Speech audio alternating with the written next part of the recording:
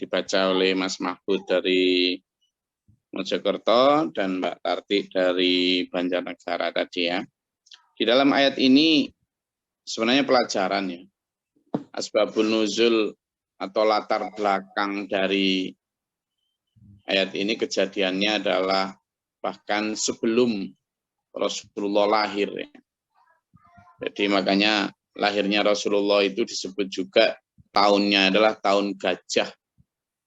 Tahun gajah.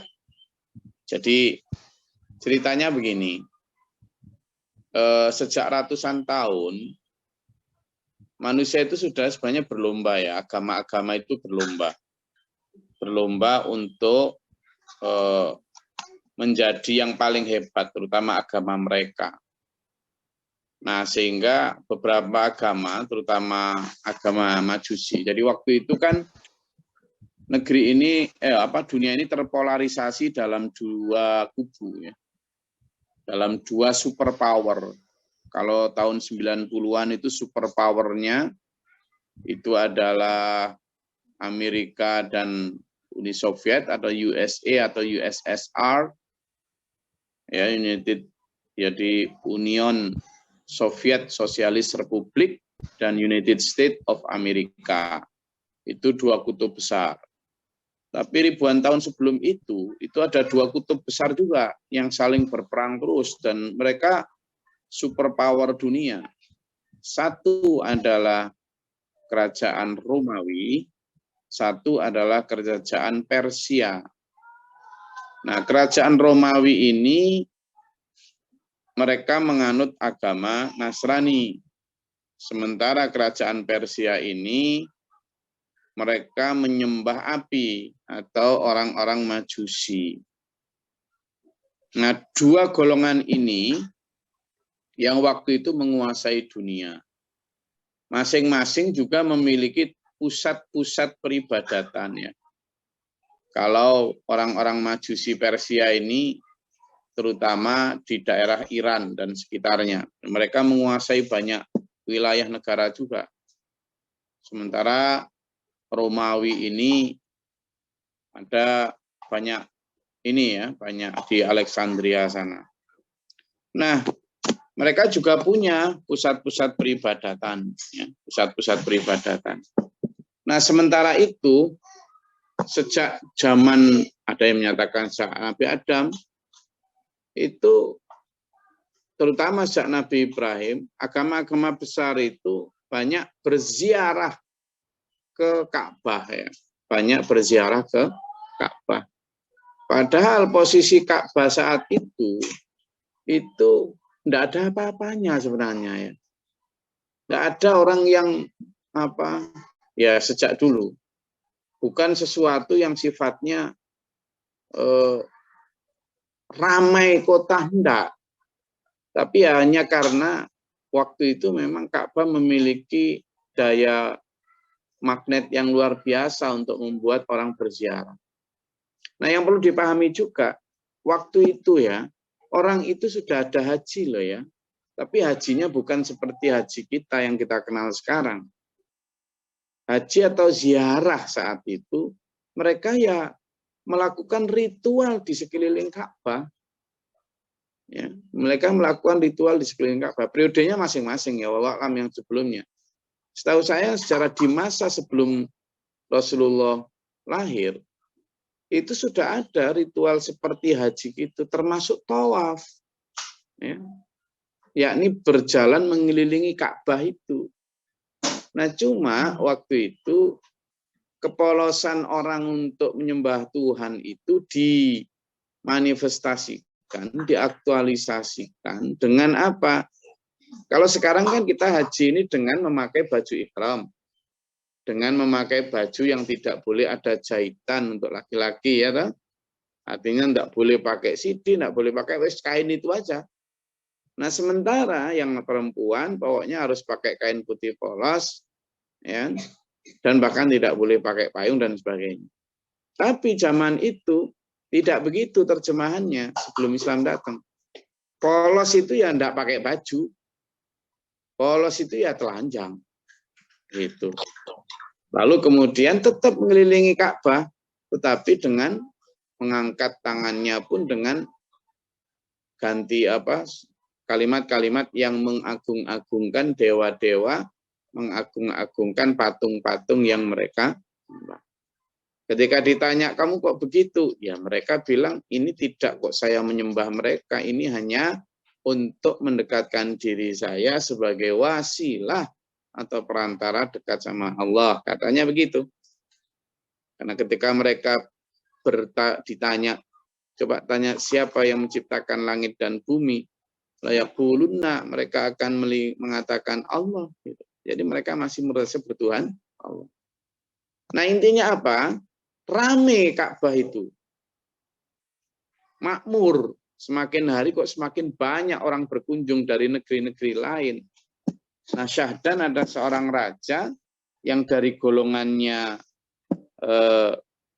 Majusi dan golongan Nasrani ini, yang kemudian iri gitu loh. Iri. Iri gimana? Iri dengan magnet atau menariknya Ka'bah untuk orang-orang dari negeri-negeri lain berziarah. Nah, raja ini disebut Raja Abraha. Dia dikenal dari negeri benua Afrika ya. Dari benua Afrika dia. Nah, waktu itu jangan salah loh ya, Afrika sekarang itulah dikesankan sebagai negeri yang kumuh, negeri yang miskin, negeri yang penuh penyakit, negeri yang pokoknya penuh kemelaratan. Padahal Afrika itu pernah jaya di masanya loh ya. Sampai hari ini dikenal sebagai siapa namanya, Moses atau siapa itu orang yang paling kaya di sepanjang sejarah itu dari Afrika loh ya. Jadi kalau dia lagi ngarak hartanya itu bisa berkilo-kilometer itu gerobak penuh emas itu. Nah, Raja Abraha ini termasuk satu di antara raja besar waktu itu. Dan dia merasa bahwa kenapa sih orang kok pakai ke Mekah? Ada apa di sana? Maka dia membuat tandingan. Tandingannya apa? Dengan membuat bangunan megah sekali untuk peribadatan. Jauh lebih penuh fasilitas. Misalnya sekarang gitu ya, dibikinkan aula atau gedung yang AC, yang canggih, penuh dengan lift, eskalator, segala macam lah gitu. Gitu macam-macam. Nah, sementara Ka'bah sendiri tidak ada apa-apanya. Ka'bah itu seperti bangunan tumpukan batu aja waktu itu ya. Nggak, jangan dibayangkan ada kiswah yang menyelubungi dengan kaligrafi yang ada tinta emasnya, itu tidak ada ya. Tidak ada. Sekarang lah ada kiswah atau kain hitam yang menyelimuti Ka'bah itu, dan kain hitam itu pun dikasih kaligrafi dengan tulisan berbahan emas sehingga tampak indah sekali. Ya, tidak ada. Ya hanya sebuah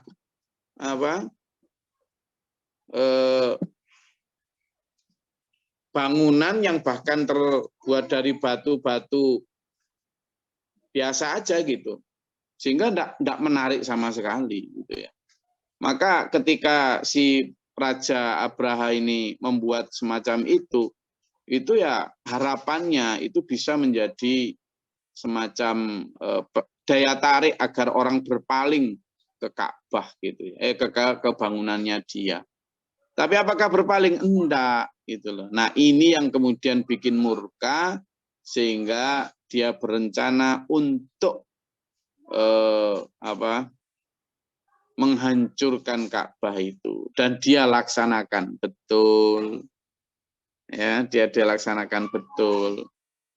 Maka dia ultimatum penduduk Mekah agar menyerah, agar ini tidak mau. Satu di antaranya waktu itu yang menjadi penjaga Ka'bah adalah Abdul Muthalib. Siapa Abdul Muthalib?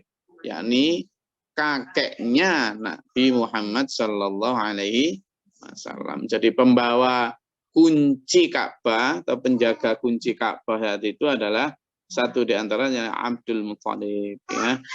Waktu itu sudah mendengar bahwa pasukannya siapa si Abraha ini mau datang. Ya, namanya pasukan Abraha datang itu kan dengan membawa gajah ya.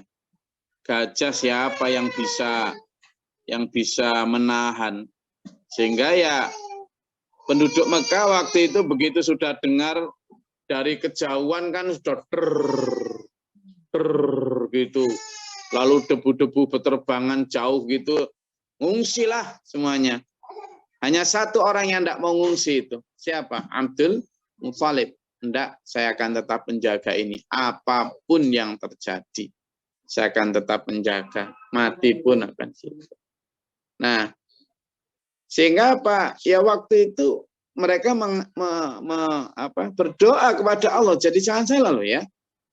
Orang yang disebut musyrik di dalam kaum kafir Mekah, gitu, kaum kafir Mekah, jangan salah. Mereka ini menyembah Allah loh. Menyembah Allah loh ya. Jadi kalaupun ada patung Lata dan Uzza di sekitar Ka'bah, kata mereka itu hanyalah sebagai apa? Perantara, wasilah untuk lebih bisa khusyuk kepada Allah. Sehingga waktu itu ketika ini kelas balik ya, ketika Abu Jahal itu mau memerangi Rasulullah, dia bergelantungan itu di pintu Ka'bah itu.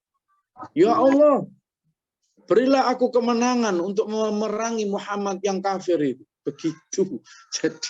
Jadi dia menganggap bahwa Nabi Muhammad siapa? Kafir gitu. Nah, waktu itu Abdul Muthalib juga begitu, berdoa kepada Allah, ya Allah, jika memang Engkau masih berkehendak akan ada orang yang beribadah di Ka'bah ini, selamatkanlah. Tapi jika Engkau berkehendak lain, aku berserah diri padamu ya Allah. Dia berdiri gitu, masuk ke Ka'bah dan sebagainya. Dan dia sudah pasrah ya, tidak ada yang bisa menghentikan pasukan gajahnya Abraha ini. Tidak ada yang bisa. Karena waktu itu seperti yang tadi saya sampaikan, dia termasuk dari bagian superpower dunia ya. Jadi memang Romawi, tapi kalau dia Nasrani maka dia bagian dari itu. Ya ternyata kuasa Allah bersama. Jadi waktu itu pasukan gajah itu sudah berparkir di beberapa kilometer sebelum masuk ke Mekah dan sudah semakin mendekati. Ternyata apa? Ketika mau berangkat lagi, itu perkemahan mereka, ya wallahu alam.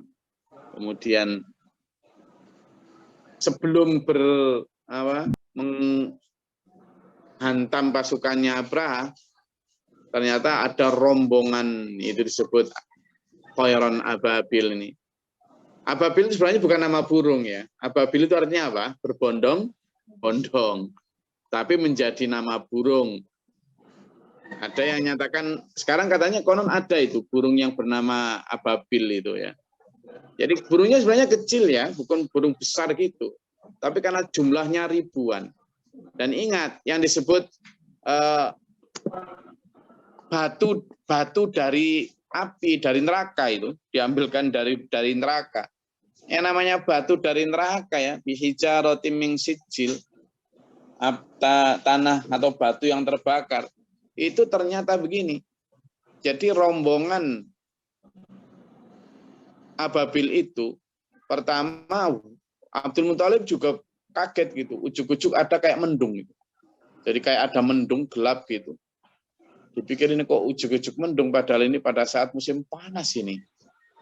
Nah, semakin dekat ternyata itu bukan awan, tetapi ribuan atau bahkan ratusan ribu burung yang terbang secara bersama-sama, rombongan begitu. Pertama itu mengitari Ka'bah ya. Mereka mengitari Ka'bah beberapa kali. Kemudian itu sudah tanya para pasukannya Abraha yang beberapa kilometer kemah di luar Mekah itu. Apa itu? Tapi tidak ada yang tahu. Dianggap biasa saja fenomena alam ya. Kemudian ternyata kok kemudian mengitari perkemahannya pasukannya Abraha. Nah, di sanalah kemudian burung-burung ini ternyata di kakinya itu tiap burung itu membawa dua kerikil. Jadi yang disebut hijarotin jangan dibayangkan batu-batu besar gitu, enggak. itu hanya kerikil-kerikil kecil, tetapi ternyata kerikil itu dulur begitu dijatuhkan mengenai orang itu menimbulkan apa coba? Begitu orang kena kulitnya langsung dia menjalar menjadi penyakit kulit yang melepuhkan kulit, menjadikan gatal yang luar biasa sehingga dia terpaksa menggaruk-garuk sampai kemudian masuk ke dalam tulang dan dagingnya sampai kemudian hancur lebur. Jadi batu itu ternyata mengandung satu virus yang cepat sampai kemudian menghancurkan kulit dan digaruk sampai gatal sampai kemudian ke daging-dagingnya termasuk gajahnya. Itu ya. Jadi itu yang kemudian gajah itu begitu kena apa ini? Batu itu langsung panik dan ngamuk gajahnya itu. Sehingga sebagian gajah itu tidak mau berangkat lagi. Karena dia tahu itu ada di sini. Sehingga sebagian yang mati, sebagian balik menantang, melawan pasukannya itu. Sehingga melemparkan pasukan yang ada di atas punggungnya itu. Kocar kacirlah itu atas kuasa Allah. Abraha sendiri kemudian mati. Ya. Dia kembali, ya kembali tapi dalam keadaan terluka dan mati sampai di sana. Nah, ini yang disebut dengan alam yaj'al kaidahum fi tadlil, bahwa tidakkah kamu tahu bahwa Allah menjadikan upaya makar mereka sia-sia. Ya, dengan cara apa? Wa arsala alaihim thayran ababil. Jadi Allah selalu membuktikan begitu ya. Gini loh dulur. Coba tuh lihat. Siapa yang menenggelamkan Fir'aun dengan segala kemegahan, kekuasaan, dan kekuatan pasukan angkatan perangnya? Air. Siapa yang menenggelamkan? Bukan Nabi Musa. Air. Atas kuasa Allah. Siapa yang menenggelamkan Korun dengan segala kemegahan hartanya? Tanah. Siapa yang menumbangkan Raja Namrud dengan segala kebesaran, kekuatan fisik, dan kekuatan angkatan perangnya? Lalat, nyamuk. Seekor tok gitu loh. Bayangkan. Allah itu begitu. Demikian pula ababil ini. Yang menghancurkan kekuasaan angkara murka yang sok-sok sombong, tidak tersentuh, untouchable itu. Ternyata disentuh oleh kerikil. Nah ini sebenarnya warning untuk para penguasa dimanapun berada, agar tidak adigang, adigung, adiguno. Sampai ketika berkuasa, siapapun sampean di level apapun, jangan sombong. Kalau Allah sudah berkehendak, maka kaidahum fi tadlil, tipu daya atau makar seperti apapun besarnya akan sia-sia ya. Ketika ababil itu tarmihim bihijaratim min sijil, burung-burung yang kecil itu melemparkan batu-batu kerikil gitu, maka faj'alahum ka'asfim ma'kul, mereka dijadikan seperti dedaunan yang dimakan ulat ya. Makanya tadi saya sampaikan begitu kena apa? Kena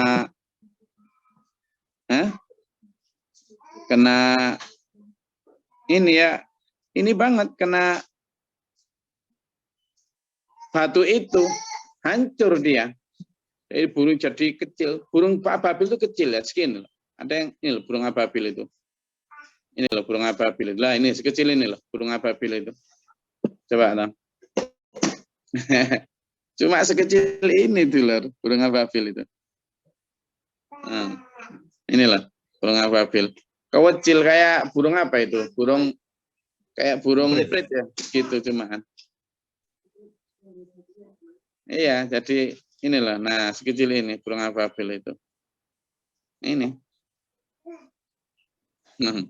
Kecil banget dan nah ini cuma gini. Kalau lihat paruhnya kan ya cuma kecil sekali. Enggak kok besar banget, enggak. Nah ini. Nah, cuma kalau kemudian mereka bersama-sama, udah, nah inilah sekian inilah. Kecil banget. Tapi ketika ini menjadi ribuan, ya itu yang bikin kemudian bisa menghancurkan segalanya ya. Dan bangunan Ka'bah zaman dulu itu cuma kayak gini aja loh, dulur. Inilah. zaman dulu itu. Hanya sesimpel dan sesederhana ini. Dulu Ka'bah juga pernah ini kan, pernah dilanda banjir juga. Nah, Ka'bah itu sesimpel ini loh dalamnya. Misalnya seperti ini. Ka'bah itu kalau zaman dulu itu ya hanya seperti ini loh. Nah, di tengah padang pasir yang tidak ada apa-apanya ini loh. Gini loh, inilah seperti ini. Sebelum Islam datang itu ya gini ini aja. Tidak ada apa-apanya. Ini aja sudah ada pagarnya. Ini sudah lumayan modern lah. Nah, gunung-gunung ini jadi sangat primitif. Nah, dibandingkan dengan yang dibikin oleh Abraha itu tadi untuk menyaingi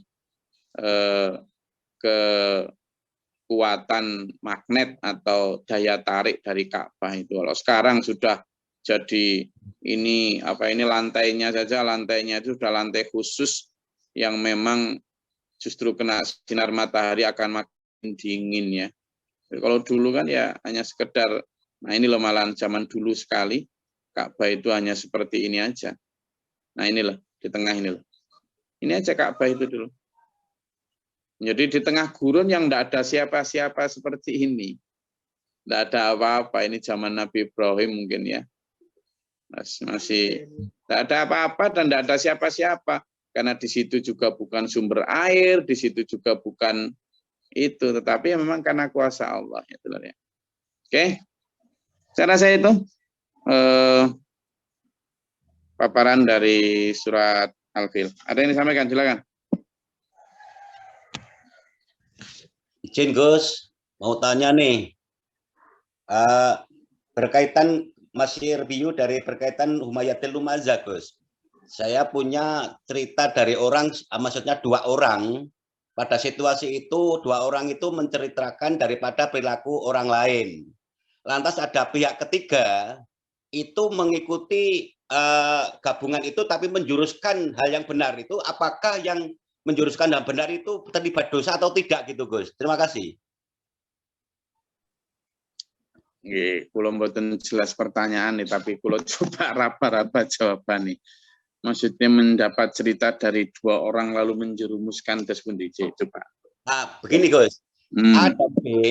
A dan B itu sama-sama cerita perilaku orang lain. Ya, A dan B 2 orang gitu. A dan B itu menceritakan orang lain perilakunya yang kurang betul gitu. Lantas ada pihak ketiga termasuk C. Lah C itu mendekatinya dengan mendengar cerita dari 2 orang A dan B itu tadi, terus si C itu tadi menjuruskan, bukan menjerumuskan, membetulkan gitu loh, bukan menjerumuskan Gus, mohon maaf ini. Jadi menjuruskan atau bukan menjerumuskan, membetulkan. Apakah yang membetulkan itu dengan bahasa yang dimiliki oleh C itu tadi, apakah terlibat dosa atau tidak Gus gitu loh. Terima kasih. Yang C itu tadi Gus, yang C. Ya, intinya gini Pak Menjukan. Ya, siap.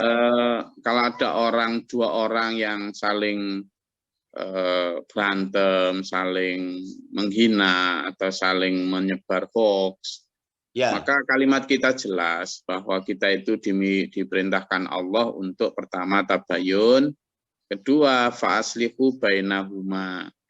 Jadi silahkan berislah, damaikanlah di antara keduanya.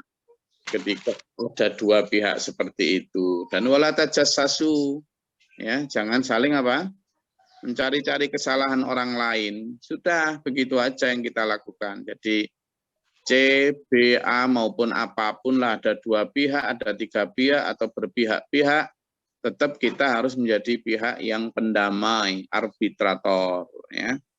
Intinya begitu aja. Jadi jangan sampai terjerumus ke dalam genderang yang mereka tabuh, ya. Terima kasih Gus. Nah, saya ingin beri gambaran ini ya. Sekarang itu ada burung ya, burung yang kalau mereka itu bergabung itu udah kayak ini ya, ini seperti ini ya. Saya kok membayangkan seandainya ababil itu meskipun kecil itu ya, kalau sudah jadi satu tarian bersama itu jadi kayak gini loh dulu. Nah kayak gini nih loh. Kalau sudah ribuan itu jadi kayak gini loh. Nah, ini burung ini. Burung itu loh. Ini loh. Ini loh. Set. Nah, ini loh. Ini burung ini. Nah kalau itu masing-masing itu lalu bikin membawa batu sekecil apa itu kan loh jadi kayak gini. Nah itu ini burung ini atas kuasa Allah ini. Jadi dia kayak jadi nah kayak gini. Ini burung.